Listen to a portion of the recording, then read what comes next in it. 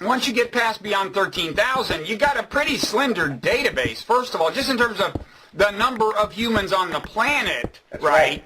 There's not that many data points to even look at. But secondly, before that, before 13,000, just about everything there had been in the way of human society was a hunter-gatherer society, right? Yes. And so you're talking about very small-scale societies where, of course, war in a really conspicuous, and also with not very fancy armaments generally, so war in a sense that would be conspicuous to an archaeologist, right? Right. Yeah, it almost couldn't happen, Actually, I mean, that's probably the most common objection to this idea that, we don't see evidence for war going back that far.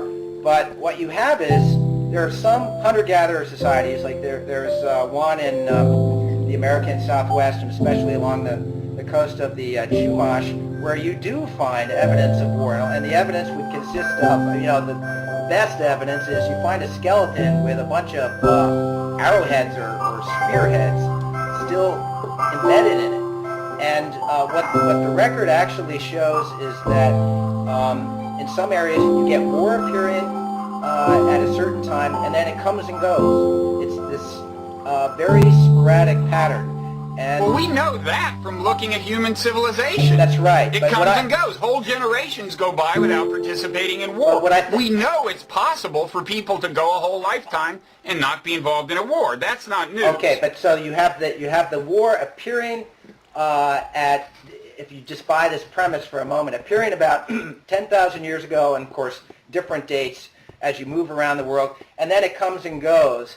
And what can possibly explain that pattern? Maybe it's a certain level of social organization. Maybe it is a certain set of environmental conditions like drought, and there is a very strong evidence that drought was associated with outbreaks of violence in the Southwest and in places like Chaco Canyon and so forth. But the problem is then there's some places where you get war where there wasn't any overpopulation or drought that might cause a struggle for resources. The pattern is very unpredictable. So I think that the best theory of war is one that was proposed in 1940 by good old Margaret Mead, who's so vilified by so many of the modern evolutionarily oriented scientists like Richard Wrangham and Steve Pinker. So Mead had this famous essay, "War is only in the best." And me to some extent as well. Yes, I know. I spent much of a chapter on her, but go ahead. I've gone back and looked at Mead's writings, and I just think that she is so much smarter and so much more subtle in her thinking than she's given credit for. But anyway, just her theory briefly says, she's sort of going through the different explanations, war coming out of a certain level of social organization, maybe war just associated with city-states and so forth, war being a fight over resources. She said none of these hold up. There are exceptions to all of them. And she said that the very smallest groups, hunter-gatherers, do fight, and they just seem to fight because they have fought. So she's saying that war is an invention. It's something that arises in certain cultures, and then it becomes self-perpetuating. So the modern language we would use is that war is a meme. And it's a meme that can perpetuate itself in pretty much any social or environmental conditions. And that's what makes it so difficult to come up with an overall theory of war.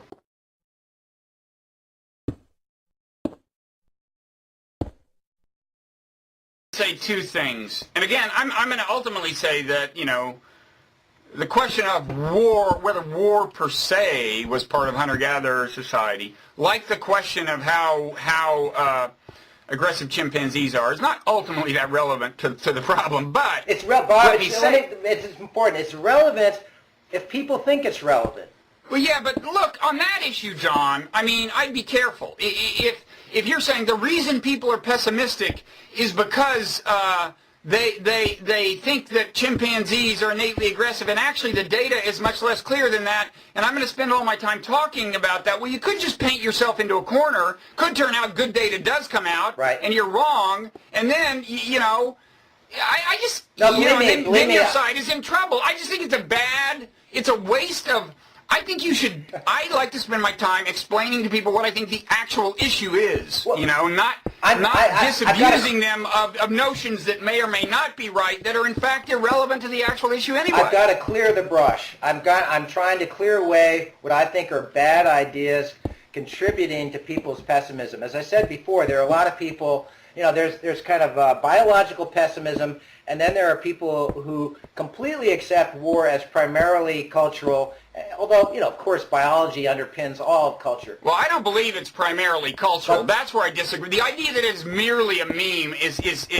I think, gravely misleading. There's where you're doing real disservice to the cause of dovishness. I would never say merely a meme. To try to convince people, it's just this cultural thing. It's like, you know, it's like McDonald's or something, you know. It's like, that's just naive. That's just naive to think it's no more deeply seated in human nature than that. War, but at the same time, let me say, I'm not talking about war per se being part of human nature. Let me just clarify my position, okay? Okay.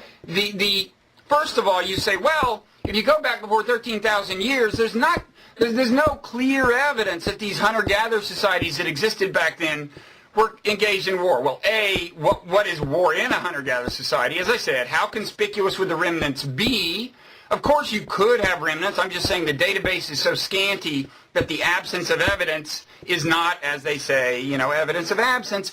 But C, I just addressed that, Bob, though, that you get clear evidence of war and then lack of evidence in the same areas. And there are also places that have permanent settlements, Neolithic settlements, where you don't have any evidence of war for thousands of years, even while in other areas around the world with similar settlements, you get very clear-cut evidence. I'm just saying,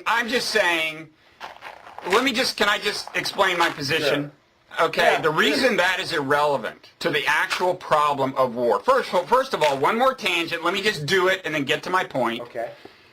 You say, well, you know, in what I'm saying would be a very scanty database anyway. We don't find evidence of this ancient hunter-gatherer war. Okay, well, you know what we do have, John, is a very vast database of observed hunter-gatherer societies, okay, some of which were observed in fairly pristine condition.